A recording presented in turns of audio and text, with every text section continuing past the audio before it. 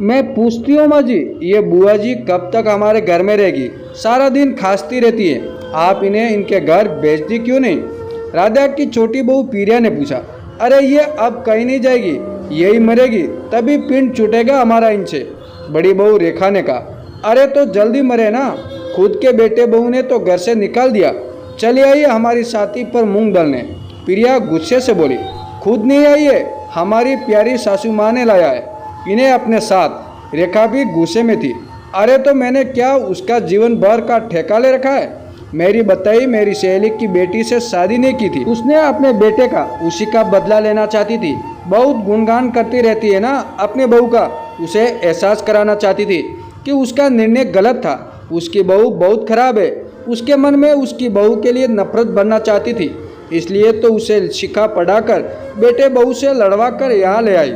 सोचा था महीने भर रख कर वापस भेज दूंगी। अब तो 4 महीने हो गए, ये बीमार भी पड़ गई। अब तो कोई ना कोई तकरीब लगाकर इसे वापस भेजना ही पड़ेगा। सास राधा ने धीरे से कहा।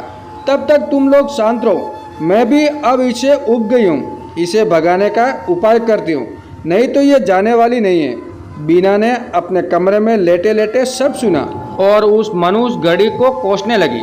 जब वो अपनी भाभी की बातों में आकर अपने बेटे बहू से लड़ झगड़ कर यहाँ आ गई थी, उसका मन अतीत की गलियों में भटकने लगा।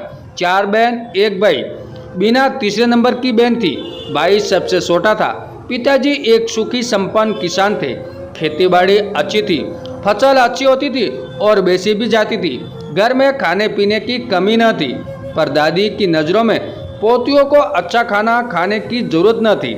अच्छा खाना, अच्छे कपड़े, अच्छी पढ़ाई, शौक मौज, सारी अच्छी चीज़ें पर सिर्फ पोते का हक था। पोतिया तो बस किसी तरह पल जाए, यही काफ़ी था। 20 वर्ष की होते ही उसकी शादी एक खाते पीते घर में कर दी गई। पति एक साधारण सी नौकरी करते थे, थोड़ी खेती भी थी। ससुर की कपड़े की एक दुकान थी। सास ससुर, 2 देवर, 2 ननद थे। ससुराल में पति के साथ जीवन के संघर्ष में लगी रही, जिम्मेवारियों का बोझ उठाती रही। समय सरकता रहा, सास ससुर चल बसे, देवर नंदों की शादी हो गई। एक बेटे संदीप की माँ बनी। समित आए, कम साधन में छोटी छोटी जरूरतों के लिए संघर्ष करती रही, पर संदीप की शिक्षा में कमी नहीं कि हर कदम पर, हर संघर्ष में पति का पूरा साथ दिया। संदीप एक योग्य संतान बना।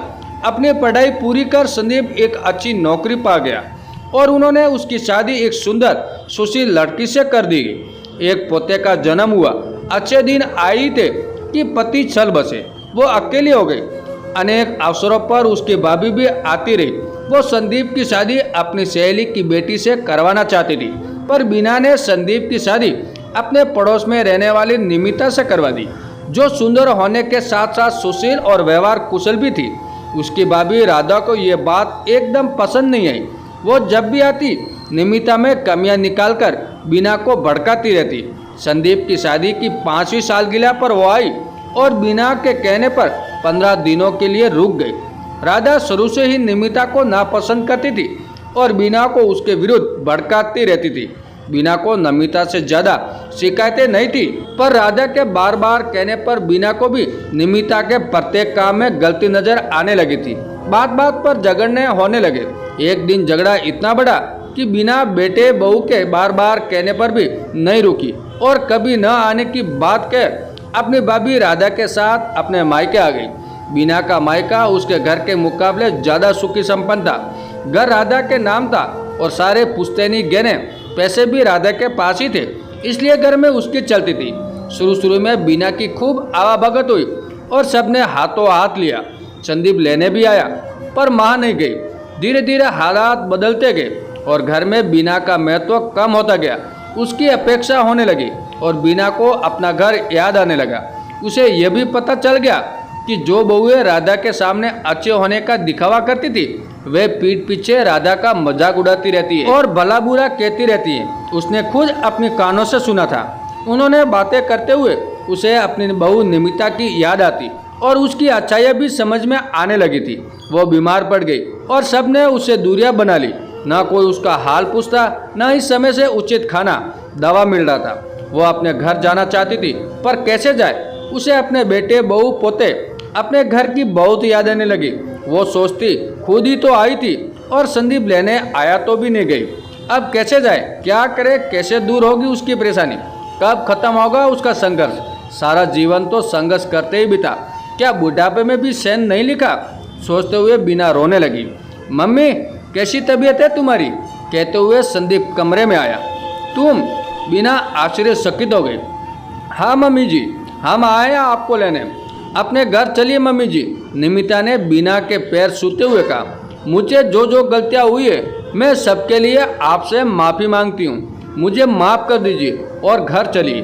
बीना ने पूछा, पर मेरे बीमार होने की बात तुम्हें कैसे पता चला? मैं प्रतिदिन फोन करके तुम्हारा हालचाल जान लेता था, तुम्हारा बेटा हूँ, तुम्हारी खबर तो लूँगा ही। तुम ठीक थी तो कोई बात नहीं, पर अब बीमार हो, अब तो अपने घर चलो। संदीप माँ के पैर पकड़कर बोला। हाँ मम्मी, आप जैसा चाहोगी हम वैसा ही करेंगे, आपके बिना घर सूना लगता है। निमिता रोने लगी। आपका पोता भी आपको बहुत याद करता है ना, रो मेरी बच्ची, मैं तुम लोगों के साथ अपने घर जरूर चलूँगी। मुझे समझ आ गया है कि सारी गलतियाँ तुम लोगों की ही नहीं, कुछ गलतियाँ मुझसे भी हुई है, मैं भी अपनी गलतियाँ सुधारूंगी और हम सब मिलकर रहेंगे। कहते हुए बीना ने निमिता को गले लगा लिया। सब हंसने लगे, किसी ने बदले के चक्कर में मेरी ये हालत कर दी, पर अब और नहीं, क्योंकि अब सच झूठ मुझे सब पता चला है। बीना अपने बेटे बहू और पोते के साथ खुशी खुशी अपने घर को चल दी। उसके जीवन का संघर्ष खत्म हो गया था। दोस्तों, ये कहानी आपको कैसी लगी कमेंट करके ज़रूर बताएं और हमारे चैनल पे नए हो तो हमारे चैनल को सब्सक्राइब जरूर कीजिएगा। धन्यवाद दोस्तों।